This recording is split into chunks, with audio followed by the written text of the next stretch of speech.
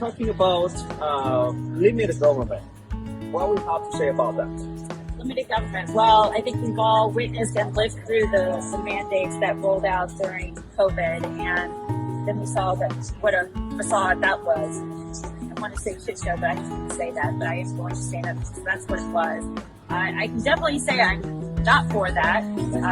One of the reasons is my husband, he was sergeant, well, he was at that time sergeant for the California Highway Patrol.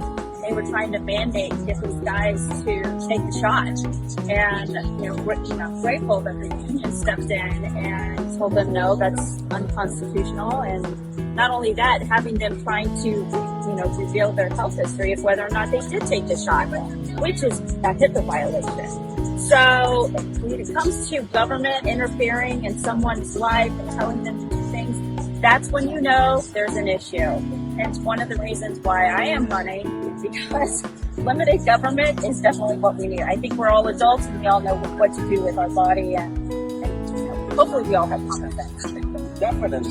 What about Second Amendment?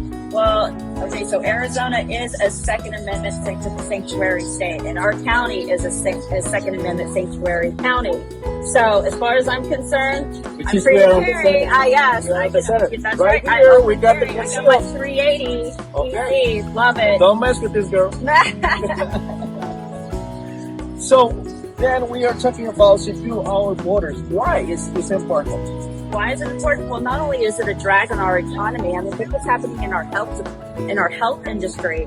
There's a lack of care. People are just being kicked out and of just our natural, or just our resources in general, I should just say, from our first responder resources and the drag on the economy. We're seeing the inflation. We're seeing unlawful disturbances, just like in New York. Those 3 gentlemen, or I believe it was 4. Human trafficking. Yes, you've got the human trafficking as well. It's just lawlessness coming through, and I feel like we're heading back into the wild, wild west. Yeah. Imagine it's not about race, it's about just secure the border, because I know for a fact that it's coming drug dealers, terrorists, killers, violators, and all kinds of stuff. So that's why it's important to protect our families and secure the border. Well, we're starting to see citizens starting to take things into their own hands as well. A lot of people are home invasions. We're starting to see a lot more shootings happen, and people defending their rights just to be here in America. They've earned the right to be here. They were born here. We have the Second Amendment. And now we're trying to defend ourselves. And unfortunately, our government, our federal government, is not doing their job. And that's what they need to start doing, their job. So now, what the Hispanic or Latino community has to do in order to make the change? One of the things is getting involved in your understanding. Get involved into your community. Understanding. Have your civic duties, civic responsibilities.